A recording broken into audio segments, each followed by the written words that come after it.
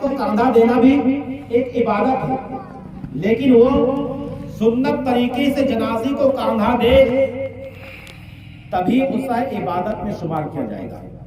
اب آپ کہیں گے کہ سنت طریقہ کیا ہے، تو میرے محترم بزرگوں دوستو، اللہ کے پیارے رسول صلی اللہ علیہ وسلم حضرت سعد بن معاذ رضی اللہ تعالی عنہ کو جب کاندھا دیتے ہیں تو اللہ کے پیارے رسول صلی اللہ علیہ وسلم کاندھا دیتے وقت جو ہے پہلے جنازے کے کاندھا دینے کا جو ہے طریقہ بتاتے ہیں کہ جب بھی کاندھا دے میت کو، جنازے کو، تو سب سے پہلے سرہانے کی طرف سرہانے کو داہنے جانب جو ہے آپ کاندھا دیں، سرہانے کے داہنے جانب آپ کاندھا دیں اور 10 قدم لے کر کے چلے۔ پھر اس کے بعد جو ہے داہنے پائنتی کی طرف آپ آ جائے، پھر 10 قدم لے کر کے چلے، پھر اسی طریقے سے آپ بائیں طرف آ جائے اور بائیں سے سرہانے کو کاندھا دے، آپ 10 قدم لے کر کے چلے، پھر بائیں پائنتی کی طرف آ جائے اور پھر 10 قدم لے کر کے چلے۔ اسے کل ملا کر کے 40 قدم ہو جاتے ہیں۔ اللہ کے پیارے رسول صلی اللہ علیہ وسلم نے کیا فرمایا کہ پہلے داہنے سرہانے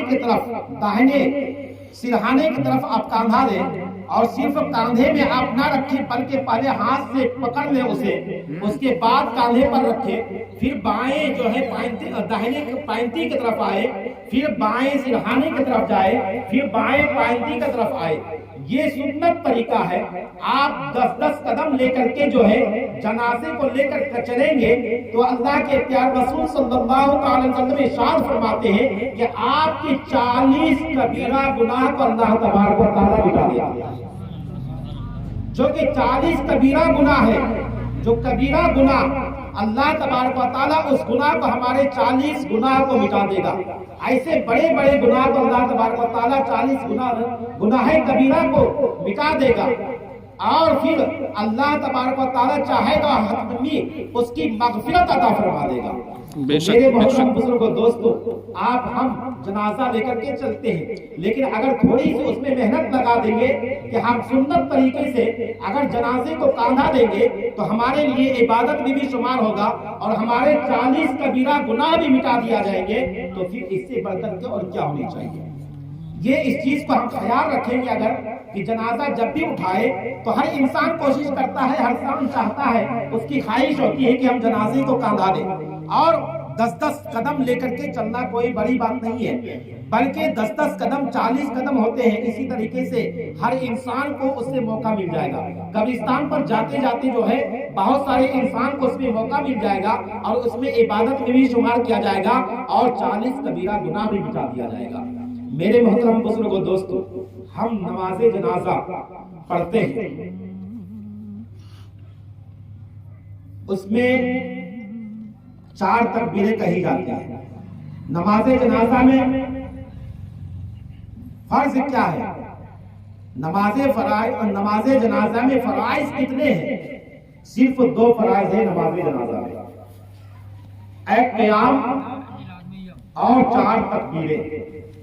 یہ 2 چیزیں نماز جنازہ میں فرض ہیں، اور 4 تکبیریں جب ہم کہتے ہیں، پہلی تکبیر جو کر کے ہم نیت باندھتے ہیں، اس کے بعد ثنا پڑھتے ہیں، ثنا پڑھنے کے بعد دوسری تکبیر کرنے کے بعد ہم درود شریف پڑھتے ہیں جو کہ درود ابراہیمی ہے، اور تیسری تکبیر کہنے کے بعد ہم جو دعا پڑھتے ہیں، یہ ہر انسان کو دعا یاد نہیں رہتا ہے، لیکن ہر انسان کو دعا پڑھنی چاہیے۔ اور جو ہم دعا پڑھتے ہیں وہ دعا یہ ہے کہ اللہم اغفر لحینا ومیتنا وشاہدنا وغائبنا وصغیرنا وکبیرنا وذکرنا وانثانا اللہم من احییتہ منا فاحی الاسلام ومن توفیتہ منا فتوفہ الایمان۔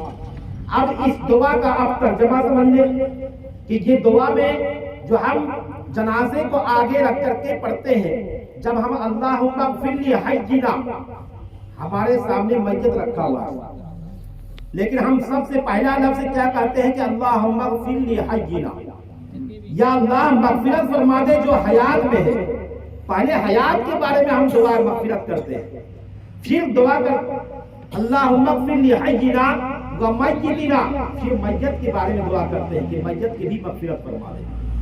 वशाहिदीना, जो शाहिद है, जो गवाह है, उसकी भी मगफिरत फरमा दे।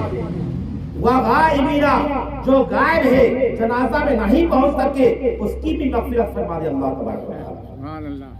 वकबीरीना, हमारे बड़ों की भी मगफिरत फरमा दे। वसगीरीना, हमारे छोटों की मगफिरत फरमा दे।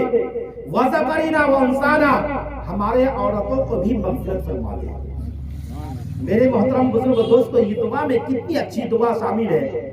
नमाज जनाजा में जो हम पहले जो है, जो हयात में है उसकी मगफिरत की दुआ करते हैं, जो मैयत है उसके लिए जो मगफिरत की दुआ करते हैं। हम जो है वो जो शाहिद है, जो गायब है, उसके लिए भी, हम छोटे बड़ों के लिए भी मगफिरत की दुआ करते हैं। हम अपने औरतों के लिए भी मगफिरत की दुआ करते हैं। अल्लाहुम्मा मन अहयैतहु मिन्ना फहिल इस्लाम व मन तवफ़्फ़ैतहु मिन्ना फतवफ़्फ़हु अल ईमान।